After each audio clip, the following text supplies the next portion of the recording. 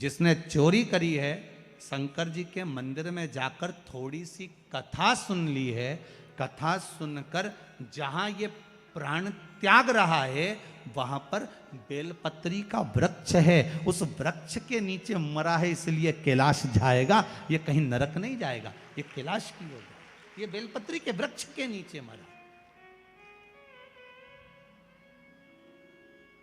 Bell के वृक्ष के नीचे गया, इसलिए ये कैलाश जाएगा।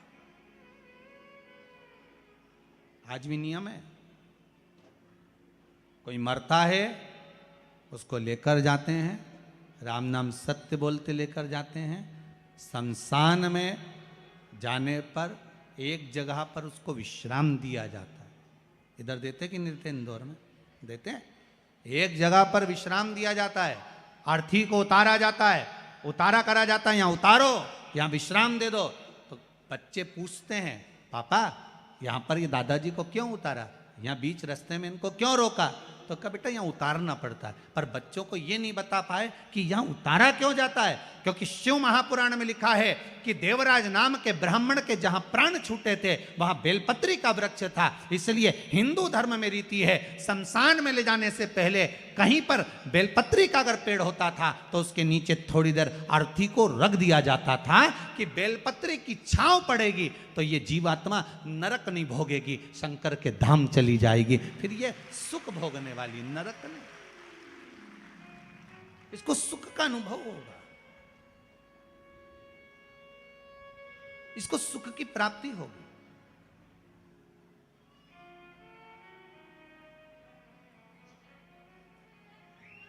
ऐसे कई कई प्रसंग लोगों, बच्चों को आज तक नहीं मालूम कि ये होता क्यों। बस उतारा कर दो, बस उतार दो इसको, बस इसको नीचे सुला दो, अर्थी को यहां रख दो। पर क्यों रखते हैं, क्या कारण है अर्थी को रखने का, क्यों विश्राम दिया जाता है, किस लिए दिया जाता है, उसका भान होना चाहिए कि यहां बेलपत्री का वृक्ष होना चाहिए, जिस वृक्ष की छांव में जब अर्थी को रखा जाए तो वो जीवात्मा तर जाए।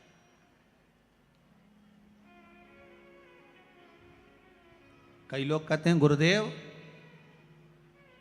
कई लोग तो कहते हैं कि जब व्यक्ति मरता है तो उसकी आत्मा तो चली जाती है परमात्मा की ओर, फिर उसका लाभ क्या हुआ नीचे रखने का। गरुड़ पुराण कहती है जब किसी के प्राण छूटते हैं, छूटने के बाद उस जीव आत्मा को 10 दिन तक घर की अटारी पर रखा जाता है।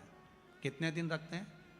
10 दिन घर की अटारी पर रखकर उस जीवात्मा को दिखाया जाता है कि तेरे परिवार वाले रो रहे कि नहीं रो रहे, भोजन कर रहे कि नहीं कर रहे, तुझे याद कर रहे कि नहीं कर रहे, उस जीवात्मा को दिखाया जाता है। जब किसी के प्राण छूटते हैं वो जीवात्मा शमशान के विश्राम स्थल तक,